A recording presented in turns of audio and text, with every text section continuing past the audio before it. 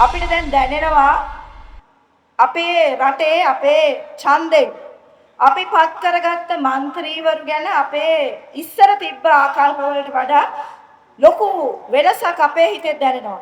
ඉස්සර අපේ දේශපාලනය දකිනකොට අපිට තියෙන අර පිළිකුල් ගතිය අපි අකමැති දේශපාලනයත් එක්ක අපිට ගනුදෙනුවක් නැහැ. ඔහු ඇය ගැන අපි හැමදාම කියන්නේ හොරා කපටියා කියලා. හැබැයි දැන් අපිට උවමනාවක් තියෙනවා ඒ දේශපාලනය හාය දේශපාලඥයත් එක්ක ගනුදෙනු කරන්න. අලුතින්පත් වුණ ජාතික ජන බලවේගයේ දේශපාලඥයා ගැන මම හිතනවා මෙතනින් ආදරණීය සහෝදර සහෝදරයන් සියලු දෙනාම ඉන්නේ ඊ타ත්ම විමසිල්ලේ. හැබැයි ඔහුට ඇයව ඔබට දැනෙනවා. ඒ දේශපාලඥයා අපි පත් කරයින් පස්සේ අපි දන්නවා රටේ ලොකු වෙනසක් වෙලා තියෙනවා කියන එක අපි දන්නවා. 100% අපේ ජීවිත අපිට ඕන තැනට වැටිලා නැහැ. හැබැයි සහෝදරි මේක පටන් ගන්නම කියන එක අපිට අපේ හිතේ දැනෙනවා. අපි යන්නේ හරි මාර්ගයේ අපි පියවරක් අරගෙන ඉන්නේ කියන එක අපිට දැනෙනවා. තවදුරටත් දූෂණය වංචාව රජ කරන්නේ නැහැ කියන එක අපිට දැනෙනවා. මම හිතන්නේ ඒ පාර්ලිමේන්තුවේ හා ජාතික මට්ටමින් අපි මේ අරගෙන තියෙන පියවර දැන් අපිට ඒ විදිහටම කොළඹ නගරයටත් ඒ විදිහටම අපිට ඊළඟ පියවර ගන්න වෙනවා. කොළඹ නගරයේ ඉන්න අපි දන්න කරන ඉස්සර ඉඳන් අපි අවුරුදු ගාණක් තිස්සේ ඡන්ද දුන්න മന്ത്രിලා අපිට බොරු කරා. අපි වංචා කරා. මට වඩා මෙතන ඉන්න ආදරණීය අම්මලා තාත්තලාට අත්දැකීම් සෑහෙන ප්‍රමාණයක් තියෙනවා. තමන්ගේ ප්‍රශ්න වලට කිසිම විදියකින් සංවේදී වුණේ නැහැ. තමන්ගේ ප්‍රශ්න වලට සහකම්පනයක් දැක්ුවේ නැහැ. ඒ වැඩ ටික කෙරුණේ නැහැ. මාස ගාණක් අපි නගර සභාවලට යනවා. අවුරුදු ගාණක් ලියුම් අරගෙන යනවා. බැගෑපත් වෙනවා. දෙකට තුන වෙනවා. අනේ සර් අනේ මැඩම් කියලා කියනවා. හැබැයි ඒ සිස්ටම් එකෙන් අපේ ආදරණීය අම්මලා තාත්තලාව අපිව දිනවන්න, අපේ නගර ජනතාව දිනවන්න, අපේ මේ බර තියෙන ජීවිත සැහැල්ලු කරන්න උත්සාහ කරේ නැහැ. හැබැයි දැන් අපි තව ටික දවසකින් දවස් 8කින් ඒක වෙනස් කරන්න සහෝදරි උත්සාහ කරනවා. කොළඹ නගරේ විතරක් නෙවෙයි මම දන්නවා ජනවාරි 1 වෙනිදා අපේ ජනාධිපතිතුමාගේ සංකල්පයක් යටතේ අපි ක්ලීන් ශ්‍රී ලංකා කියලා වැඩසටහන පටන් ගත්තා. මේ ඊයේ පෙරේදාත් ක්ලීන් ශ්‍රී ලංකා ගැන කතා වුණා. මම හිතුවා මම අදත් ඒ ගැන චුට්ටක් කතා කරන්නම් කියලා. පෙබරවාරි මාසේ 1 වෙනිදා කොළඹ නගරේ මම දන්නවා මෙතනින් අපේ ආදරණීය සහෝදර සහෝදරයන් කිහිප දෙනෙකුට එකතු වුණා. අපි කොළඹ පිටකොටුවේ පටන් ගත්තා ක්ලීන් ශ්‍රී ලංකා වැඩසටහන. ඊට පස්සේ අපි දිගටම මේ නගරය ක්ලීන් කරමින් යනකොට සමහර අය අපිට කිව්වා දැන් මේ පාරවල් සුද්ධ කරන එකද නැත්නම් මේ කාණු සුද්ධ කරන එක විතරද ක්ලීන් ශ්‍රී ලංකා කියන්නේ කියලා. අද අපිට කියන්න ඕනේ නැහැ. ක්ලීන් ශ්‍රී ලංකා සංකල්පය මත තමයි අපේ කොළඹ නගර සභාවේ ඉස්සරහ වැඩ කටයුතු අපිට කරගෙන යන්න ඕනේ. අපිට කාණු බෝක්කු සුද්ධ කරන්න උවමනාවක් තියෙනවා. ඒ වගේ ඒ නගර සභාව ඇතුලේ තියෙන දූෂණය වංචාවත් 100% අපිට නතර කරන්න අතේ විදියටම උවමනාවක් තියෙනවා. හැබැයි සහෝදර සහෝදරියනි ඒකට එකතුවක් තියෙනවා දවසේ.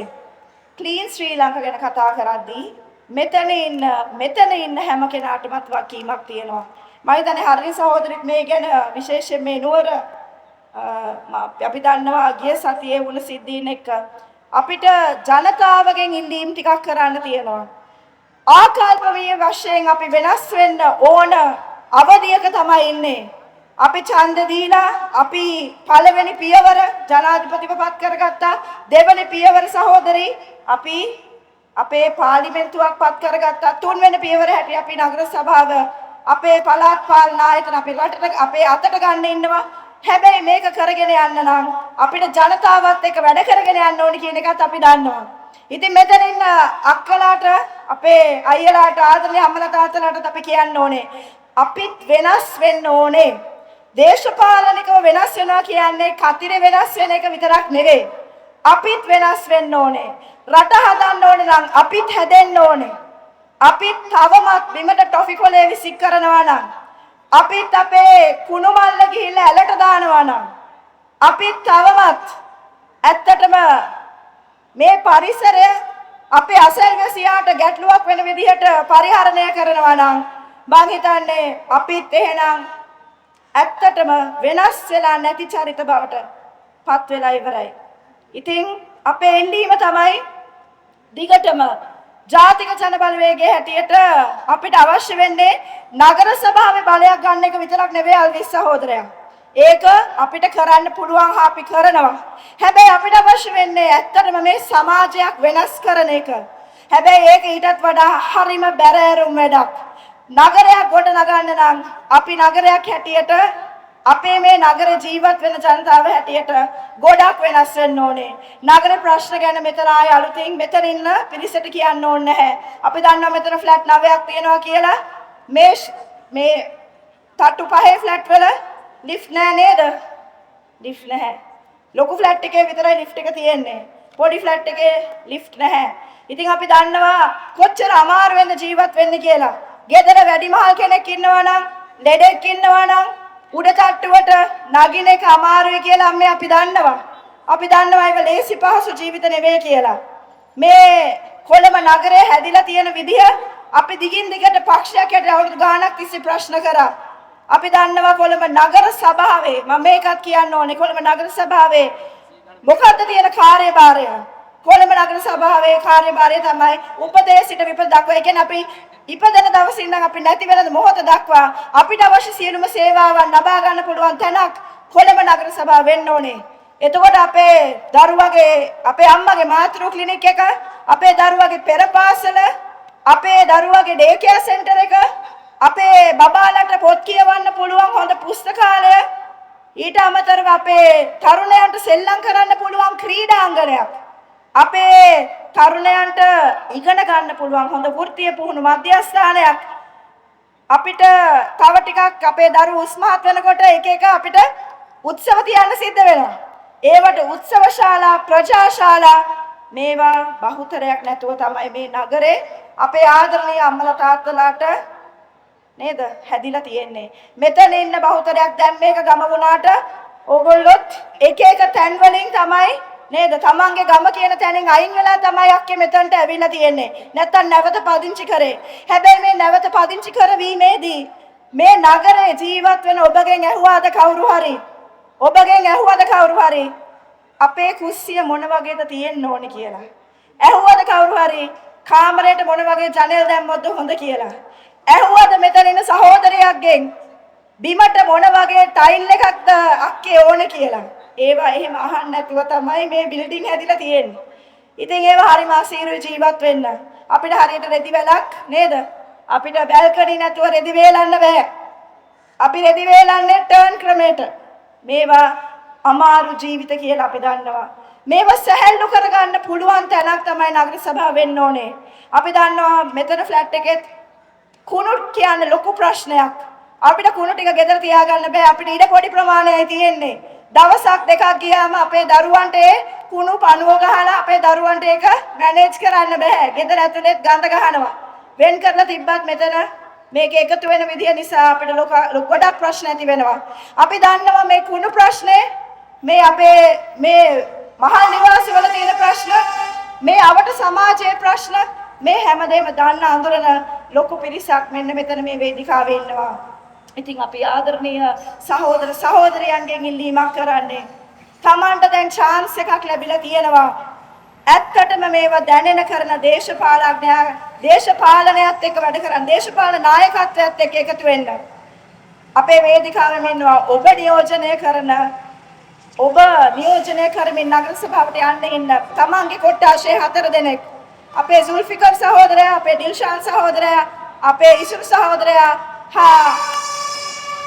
අපේ සුගත් සහෝදරයා කියන්නේ තමන්ගේ ගමෙන්ම තමන්ගේ ප්‍රශ්න වලට මැදිහත් වෙලා ඒව ඡන්ද ඉලක්ක ගත කරගෙන නෙවෙයි. මේ අපේ තරුණ නායකත්වය, අපේ ප්‍රජා නායකයෝ අවුරුදු ගාණක් බිම දුවනවා, වැඩ කරනවා. මේවා අලුත් දේවල් නෙවෙයි පිරිසට.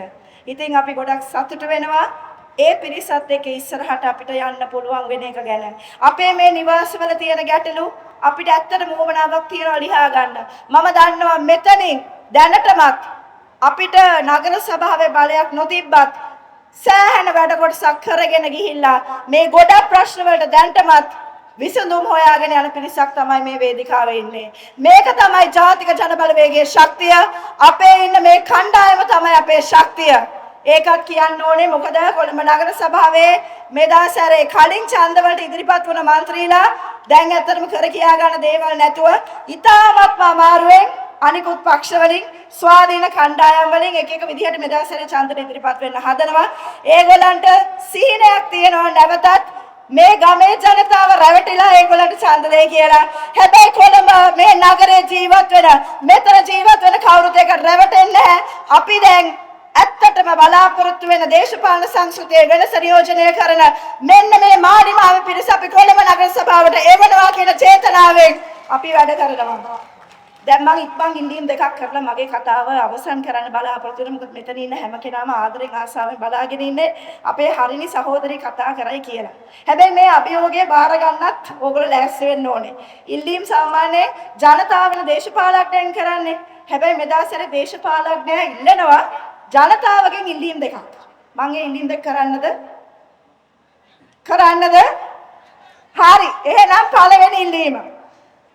මම හිතන්නේ මෙතන ඉන්න හැම කෙනාටම මතකයි අපි ජනාධිපතිවරණයටත් අපි මහමැතිවරණයටත් ඉතාමත්ම උනන්දුවෙන් උදෙන්ම නැගිටගෙන ගෙදර අවට ඉන්න අපේ යාළුවෝවත් එක්ක කරගෙන අපි ලස්සන ඇඳුමකින් සැරසිලා උනන්දුවෙන් වැඩි උනන්දුවෙන් ඊට කලින් දවසේ එදාම අපි ඡන්ද දෙන්න යන්නත් කලින් කිරිවත් හොයාගෙන අපි ගිහිල්ලා ඡන්දේ දැම්මා. එතකොට අපි කියන්නේ දැන් මේ ඡන්දෙත් අපි ඡන්ද දෙකක් ඉවර කරලා ටිකක් අමාරුවෙන් ඉන්නේ කියලා දන්නවා. දැන් පළවෙනි ලොකු ඡන්ද දෙකට ඡන්ද දුන්නා මේ ගමේ ඡන්ද එච්චර වැදගත් නෑ කියලා හිතනවා නම් ඒක වැරදි. අනිවාර්යෙන් මේ ඡන්දටත් ඒ බරින්ම මෙදාසරේ ගිහිල්ලා ඡන්ද දෙන්න කියලා ඉල්ලීම කරනවා. එතකොට ඒක තමයි මගේ පළවෙනි ඉල්ලීම. ඒක සාධාරණයි. අපි දන්නවා මෙතන ඉන්න හැම කෙනාම කොහොමද මාලිමාවට දෙන්නේ කියලා. එහෙම නේද? මෙතන ඉන්න හැම කෙනාම මාලිමාව කියන එක අපිට නිශ්චිතයි. අපි ඒක දන්නවා. දැන් අපේ මල්ලි දෙවනි ඉල්ලීම. මේක තමයි ටිකක් අමාරු ඉල්ලීම.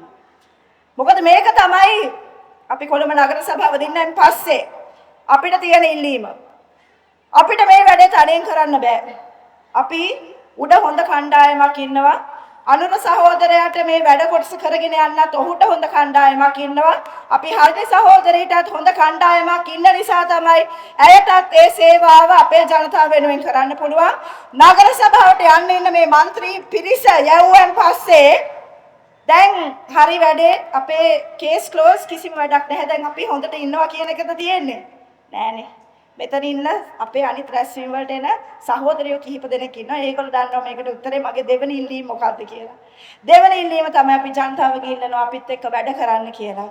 මොකද අපිට ලොකු උවමනාවක් තියෙනවා ජනතාවාදී පාලනයක් කියන්නේ ජනතාවත් එක්ක තමයි අපිට මේ හැම විසඳුම් හොයන්න ඕනේ. අපි මෙන්න මෙතනත් අපි දන්නවා ඉසුරු සහෝදරයා අපි මෙතන කොට්ටාශ සභාවකුත් හැදුවා. මම හිතන්නේ ටික කාලයකට කලින් නම් අවුරුදු දෙකක් විතර වෙනවා. අපි කොට්ටාශ සභා කාන්තා සභා හදාගෙන යනවා. සෑහෙන ලොකු ශක්තියක් අපිට එතන තියෙනවා. සහෝදරයෝ එතකොට ඔයාටත් වගකීමක් තියෙනවා ඉස්සරහට. මෙතන ගමේ ප්‍රශ්න ටික අපි නාගරික മന്ത്രി එක්ක අපි කතා වෙලා අපි අපේ ප්‍රශ්න විසඳන්න අවශ්‍ය වෙනවා. ඉතින් අපිට මේක ජනතාව නැතුව කරන්න බෑ. මෙතන ඉන්න හැම කෙනාටම මේ රැස්වීමට අද එකතු වෙලා ඉන්න හැම කෙනාම ෆ්ලැට් එකේ අහගෙන ඉන්න ඔතන උඩ 4 3 4 5 මහලේ අහගෙන ඉන්න හැම කෙනාම අපිත් එක්ක වැඩ කරන්න. ජාතික ජනබලවේගයත් එක්ක විශ්වාසයෙන් ඉස්සරහට මේ ගමන යන්න කියන අපි ඉල්ලීම කරනවා. අපේ සභා අපි ඉස්සර මේ දේශපාලනය තුළ අපි නිතර කියන දෙයක් තමයි අපි සංවිධානය වෙන්න ඕනේ කියලා. ඉස්සර අපි එහෙම ඉල්ලීම කරේ අපිට එරෙහිව වැඩ කරන දූෂිත පාලනයක් තිබ්බා. ඒ පාලනයට එරෙහිව අපි සංවිධානය වෙලා වැඩ කරන්න ඕනේ කියන අදහසක් තිබ්බා. හැබැයි අද අපි ඉල්ලන්නේ මේ ආණ්ඩුව ඕගොල්ලෝගේ මේ ආණ්ඩුව ජනතාවගේ තමන්ගේ ආණ්ඩුව බලය අරගෙන තමන් මේ ආණ්ඩුවත් එක්ක මේ රජයත් එක්ක මේ නගර සභාවත් එක්ක වැඩ කරන්න ලෑස්ති වෙන්න. එතකොට තමයි අපිට මේ කොළඹ නගරය අපි දකින සිහින නගරය බවට ඇත්තටම පත් කරන්න පුළුවන්. පාලකගේ උමනාවට විතරක් හැදෙන මහල් නිවාස නෙවෙයි. අපේ මේ නිවාස ඇතුළේ තියෙන ජීවිතත් ලස්සන වෙන්න ඕනේ. අපේ මේ මහල් නිවාස ඇතුළේ තියෙන අපේ ජීවිතවල තියෙන බර අඩු වෙන්න ඕනේ, සැහැල්ලු වෙන්න ඕනේ. අපේ ජීවිත ලස්සන වෙන්න ඕනේ. අපේ ජීවිත පොහොසත් වෙන්න ඕනේ. ඉතින් ආදරණීය සහෝදර සහෝදරියනි මේ කොළඹ නගර සභාව අපි ලස්සනට හදාගෙන යමු. මේ කොළඹ නගර සභාව අපේ බලයට, මාලිමා බලයට, ජනතා බලයට අපි නැවතත් පත් කරගමු. අපේ ජීවිතේ අර බර සැහැල්ලු කරගමු. මෙතන ඉන්න හැම කෙනාටම අපි ජය පතනවා. ජාතික ජන බලවේගයට ජය වේවා. ඔබ සියලු දෙනාටම